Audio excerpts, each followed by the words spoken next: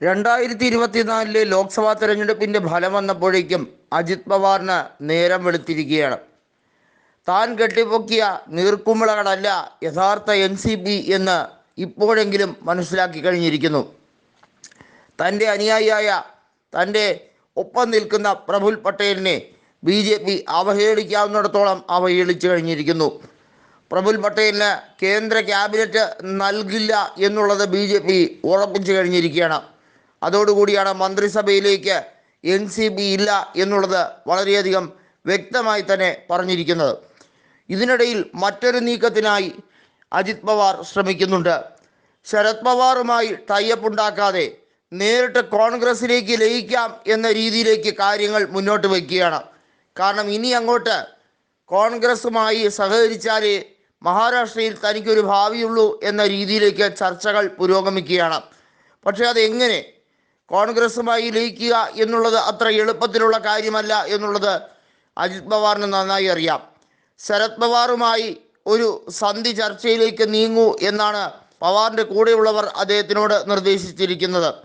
നമുക്കറിയാം, അജിത് പവാറിനെ സംബന്ധിച്ചിടത്തോളം ബാരാമതി ലോക്സഭാ സീറ്റിലെ തോൽവി അദ്ദേഹം വളരെ വാശിയോടുകൂടി സുപ്രിയ സുലെയെ തകർത്തിരിക്കും എന്ന് പറഞ്ഞുകൊണ്ട് വന്നതാണ്. എന്നാൽ ഫലം വന്നപ്പോൾ സുപ്രിയ സുലെ വലിയ രീതിയിലുള്ള വിജയമാണ് അവിടെ കൊയ്തെടുത്തത്. ബാരാമതിയിലെ മാത്രം വിജയമല്ല, യഥാർത്ഥ NCPയുടെ നേതാവ് ആര് എന്ന് ജനങ്ങൾ തിരിച്ചറിഞ്ഞിരിക്കുന്നു. അല്ലെങ്കിൽ ജനങ്ങളുടെ മുമ്പിൽ ഇപ്പോഴും ശരത് പവാറിനുള്ള ഇമേജ് എന്താണെന്നുള്ളത് അജിത് പവാറിന് മനസ്സിലായി.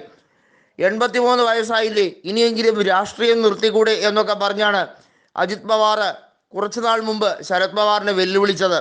അതുമാത്രമല്ല, എക്കാലവും ശരത് പവാറാണ് രാഷ്ട്രീയത്തെ നിയന്ത്രിക്കുന്നത് എന്ന് വിചാരിക്കുകയേ വേണ്ട എന്നൊക്കെ അജിത് പവാർ കാച്ചി വിട്ടു.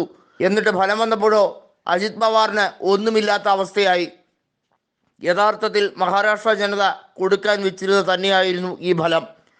മഹാരാഷ്ട്രയിൽ മഹാവികാസ് അഘാടി സഖ്യത്തിന് 30 സീറ്റുകൾ നേടിയെടുക്കാൻ കഴിഞ്ഞിട്ടുണ്ടെങ്കിൽ ലോക്സഭ കഴിഞ്ഞ് നിയമസഭയിലേക്ക് വരുമ്പോൾ അതിനേക്കാളേറെ മിന്നുന്ന വിജയമുണ്ടാകും എന്ന് കണക്കൂട്ടാൻ അജിത് പവാറിനറിയാം. നാളെത്രയായി രാഷ്ട്രീയത്തിൽ നിൽക്കാൻ തുടങ്ങിയിട്ട്. അജിത് പവാർ പ്രതികരിക്കുന്ന ബാരാമതി പോലും ശരത് പവാർ വിഭാഗം ഒരുപക്ഷെ തൂത്തുവാരും എന്നുള്ളത് അജിത് പവാറിന് നന്നായി അറിയാം. അതുകൊണ്ട് തന്നെയാണ് ഒരു പുതിയ ഇക്വേഷനിലേക്ക് പോകാൻ തീരുമാനിച്ചിരിക്കുന്നത്. എന്നാൽ സുപ്രിയ സുലെ അതിന് തടസ്സം നിൽക്കുകയാണ്. അജിത് പവാറിനെ ഒരു കാരണവശാലും ശരത് പവാറുമായി ഒരു കൊളാബറേഷനിലേക്ക് അടുപ്പിക്കരുത് എന്ന് അനുയായികളോട് സുപ്രിയ സദാനന്ദ് സുലെ പറഞ്ഞു കഴിഞ്ഞിരിക്കുന്നു എന്നാണ് വളരെ വ്യക്തമാകുന്നത്. നിലവിൽ മഹാരാഷ്ട്ര ഉപമുഖ്യമന്ത്രിയായ അജിത് പവാറിന് എത്ര നാൾ രാഷ്ട്രീയത്തിൽ പിടിച്ചു നിൽക്കാൻ കഴിയും? അദ്ദേഹത്തിൻ്റെ പാർട്ടിയുടെ ആധിപത്യം തകർന്ന് തരിപ്പണമായി കഴിഞ്ഞിരിക്കുന്നു എന്നുള്ളത് വളരെ വ്യക്തമാണ്.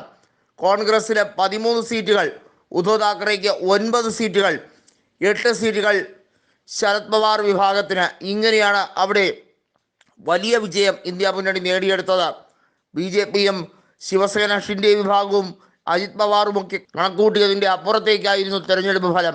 പല സീറ്റുകളിലും BJP വിജയിച്ചത് കഷ്ടിച്ചായിരുന്നു എന്നുള്ളതും എടുത്തു പറയേണ്ട ഒരു കാഴ്ച തന്നെയാണ്.